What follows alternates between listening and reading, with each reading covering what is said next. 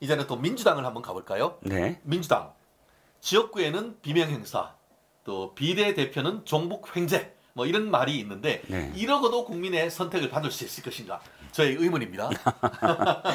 지역구 같은 경우에는 비명행사 플러스 친명횡재 했는데 네. 비례대표로 갔더니만 이거는 친명횡재를 넘어가지고 종북횡재더라고요. 네네. 이거 도대체 어떻게 된 심판입니까? 자, 이게 정말 이해가 안 가요. 민주당이 이렇게까지 망가지리라고는 상상도 못했습니다. 비례 1번이란 건 당의 정책을 앞으로 어떻게 가져가겠다라는 선언이에요. 예. 선언이에요. 예를 들어 16대 같은 경우는 장향장 씨인가요? 왜 그 장애인 협회, 예. 그 장애인 연합 회장, 그러니까 장애인 정책을 이렇게 사회적 소수자를 어떻게 하겠다라는 그런 선언이고요. 근데 4년 전 21대 총선은 신현영, 물론 신현영 의원이 여러 가지 구설에 오르렀지만 당시에 임명하는 1번으로 임명한 이유가 코로나19와 관련해서 정책적인 부분을 어떻게 할 것이냐라는 이야기예요. 자, 그 직전에 20대 총선까지만 말씀드릴게요. 당시는 전순옥, 그러니까 전태일 열사의 여동생을 1번으로 했어요. 즉 노동정책과 관련돼서 계승하겠다. 전태일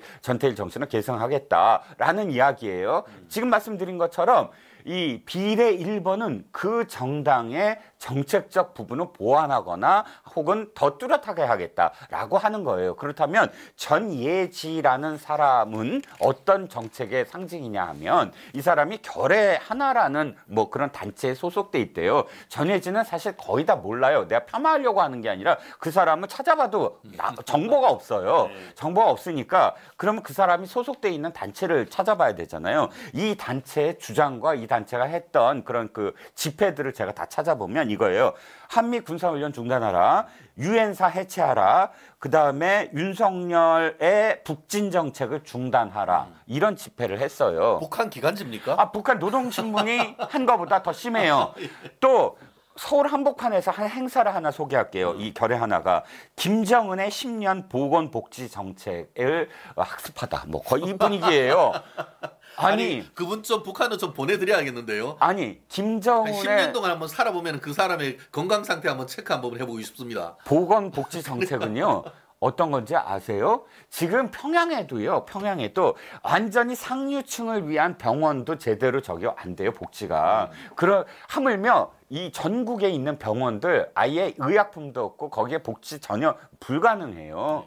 이게 복지 정책의 10년이 무슨 성과가 있었냐, 무슨 이 세미나를 연 것 자체가 이해가 가지 않고요. 그러면 거꾸로 지금 한동훈 비대위원장이 얘기하는 거랑 똑같아요. 자, 묻는 거예요, 민주당에. 그러면 지금까지와 똑같이 비례 1번의 이 정신과 똑같이 당신들의 이 민주당이 앞으로 그러면 유엔사 해체 주장할 거냐? 공약으로.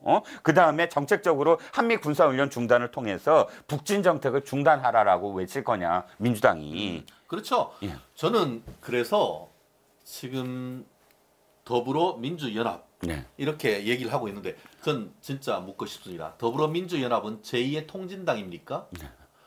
그렇지 않고서야 실질적으로 지금 얘기하고 있는 그 더불어민주연합이 크게 봤을 때 네 가지 아닙니까? 민주당 빼고 민주당이 있고 그 빼고는 진보당 그리고 또 신진보연합 또 그리고 시민사회연합이 있는데 이 진보당이 뭐냐? 2014년 헌법재판소에 의해 가지고 위헌 정당으로 심판받아가지고 해산됐던 통합진보당의 후신이에요. 그 정책을 그대로 이어받고 거기에 있던 사람들 같은 경우에는 뭐라고 하나요? 지금 이번에 그 얘기되고 있는 그 후보로 얘기되고 있는 사람들도 이석기 석방하라는 사람들이에요. 네. 한미연합훈련 중단하라는 사람이에요. 거기다가 시민사회에서 뭐 그 4명 보장했다고 하는데 그중에 2명이 지금 얘기하고 있는 실질적인 통합진보당의 후신과 직접적인 연관되는 사람이었단 말이에요. 그렇다고 하면은 더불어민주연합은 과연 통합진보당, 제2의 통합진보당인가? 실질적으로 또 헌법재판소에 제소가 돼가지고 실질적으로 위헌 정당을 해산을 받을 것인가? 전 그거를 이재명 대표에게 묻고 싶단 말이에요. 그렇죠. 현재 상황에서는 전지혜라는 사람이 지금 사퇴를 했다. 후보 사퇴를 했다. 개인적으로 사퇴를 했다. 여기까지 보도가 됐습니다. 그런데 개인적 사퇴를 요구하는 게 아니에요. 그건 전지혜라는 사람 알지도 못하겠고 1번을 뭐 한다 안 한다가 중요한 게 아니고 지금 최 변호사께서 말씀하셨듯이 이 명단 포함해서 지금 비례의 통진당을 얼만큼 꽂아서 또는 그 위에의 지역연합, 지역구 연합을 통해서 3명 정도가 지금 더 포함이 된다고 하잖아요. 이런 것들이 과연 다시 민주당이 획책하고 있는 것이 진짜 좌파 빨간 정당을 만들려고 하는 거냐. 정말 이 국회에서 본회의에서 대놓고 유엔 사회죄를 주장하면서 또 지금 사실 저는 기본적으로 이렇게 생각해요. 진짜 이 공론화해서 나와서 그런 주장을 하는 것까지는 제가 민주주의니까 받아들여요. 하지만 그게 아니잖아요. 그게 아니고 군사기밀 국방이 들어서 다 빼내갖고 북한을 보내고 서른 보좌관이 그렇게 했어요. 기억하시죠? 맞아요. 아니고 또 왜 우리가 헌법재판소에서 그 정당을 해산시켰습니까?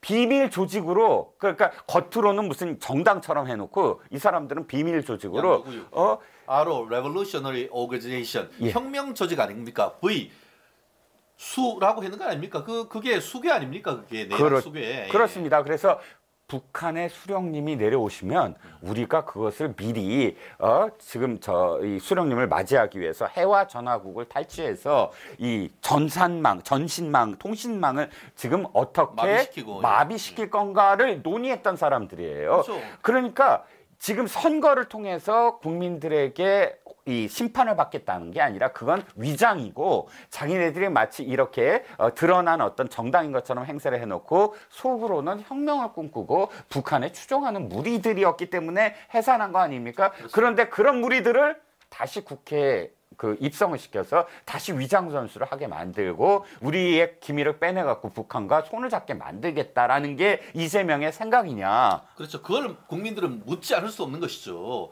사실 이 질문은 이어지는 다른 조국 신당에 대한 것과 맞닿을 수밖에 없는 것 같은데 실제 그렇다 보니까 최근에 어제 조선일보 일면 같은 경우에도 조국 신당에 대한 비례대표 지지율이 민주당을 넘어섰다. 이런 얘기.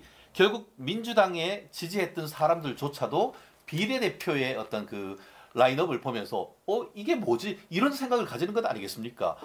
그런 어떤 문제가 있으니까 아까 전예진이라는 사람이 결국 그에 대해서 민주당에서 새로 어떤 한번 내부적인 공천하는데 제고해 주십시오라고 하니까 2명 중에 1명 했는데 나머지 1명도 제가 봤을 때 똑같은 사람이에요. 지금 비례대표 17번을 받는다고 하는데 실제 지금 민주연합 같은 경우에는 어떻게 돼 있냐?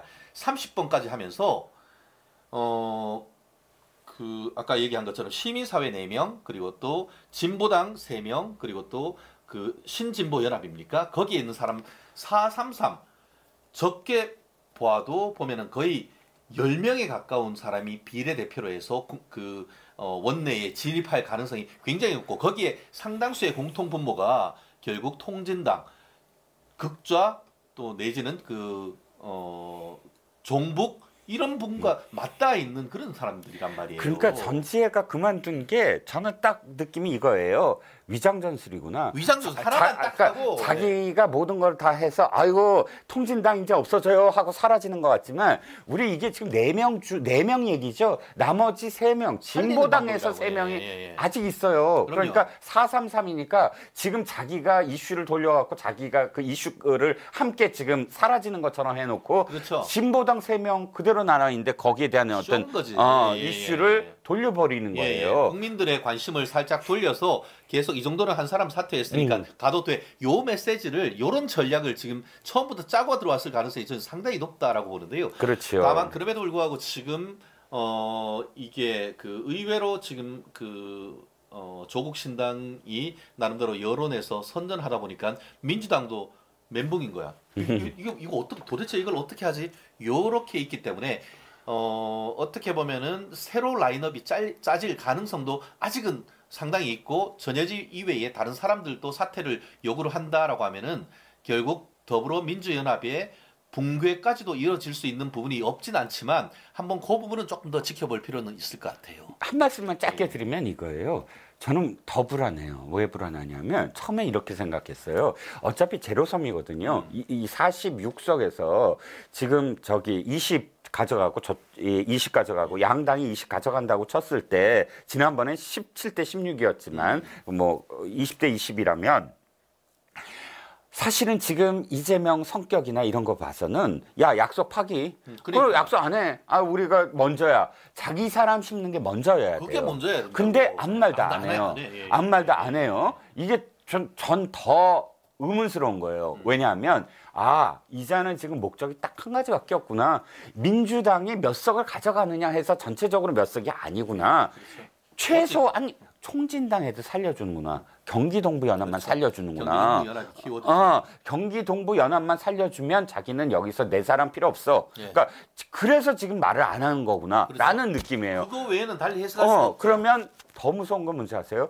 와 이자의 커넥션은 성남시부터의 약속이구나. 성남, 경기, 이제는 여의도, 서울까지 전국까지 먹겠다는 거 아닙니까? 성남 때 왜 폭력 조직과 그다음에 경기동부연합과 손을 잡고 민주당의 공천을 따내서 김미희라는 경기동부연합의 후보가 저기 우리 약속한 대로 그다음 스스로 사퇴를 하고 자기가 됐어. 그 다음부터 약속 서로 어떤 이득이라든지 이런 것들을 계속 지켜줘요. 경기동부연합 사람들한테 이 성남시의 청소 용역을 수의계약으로 줘갖고 계속 그러니까 돈을 그런 아로 쪽으로 갈 수 있게끔 만들어주고 여기서부터 계속 약속이 지켜져요. 전주의 강성희인가 이름도 제대로 제가 기억하지 못하지만 그 사람도 사실은 이재명이 약속한 그렇죠. 그 그랜드 플랜 중에 하나라는 거죠. 그리고 실질적으로 지금 이재명이 그 경기지사로 가면서 그 자리를 은수미 시장이 갔지 않습니까? 네. 은수미 결국 그 뇌물 혐의로 해서 구속됐었는데 네. 그 배경, 이 운전하고 했던 그 뒤가 무슨 마피아파. 결국은 거기에 그 결국 조폭 그리고 조폭과 연관된 아까 얘기했는 경기 동부연합 이게 연결이 돼 있고 성남시에 있던 지역화폐 그리고 경기도 지역화폐 그게 다 거기와 직접적인 이해관계가 다 얽힌 사람들인데 그렇죠. 그 세력이 결국은 이재명 민주당 대표가 되면서 비례대표로 해서 지금 원내까지 진출할 가능성이 매우 높아진 이런 상황이란 말이에요. 그렇죠. 그러니까 이재명의 목적은 딱 한 가지예요. 우리 자기네들이 180석 필요 없고 150석도 필요 없어. 이런 사람들을 같이 국회에 들어가 갖고 깽판 치면 돼. 그냥 윤석열 퇴진, 윤석열 탄핵 해 갖고 이 사람들은 타협이고 협상이고 이런 거 전혀 없는 사람이에요. 그냥 막 저 최루탄 폭 던지고 국회에서 옛날에 김성동 해가지고 최루탄 그냥 의장석에 던져버렸지 않습니까? 자, 그렇게 해서 이 윤석열 정부 3년 동안은 흔들어 놓자. 소수 상관없다. 그렇게 게릴라처럼 흔들어 놓고 깽판을 쳐놓으면 자기 감옥 가는 거 지연시킬 수 있고 윤석열 정부 잘하면 흔들 수 있다. 아무것도 그렇죠. 못하게 마비시킬 수 있다. 소수라도 마비시킨 경우 있잖아요.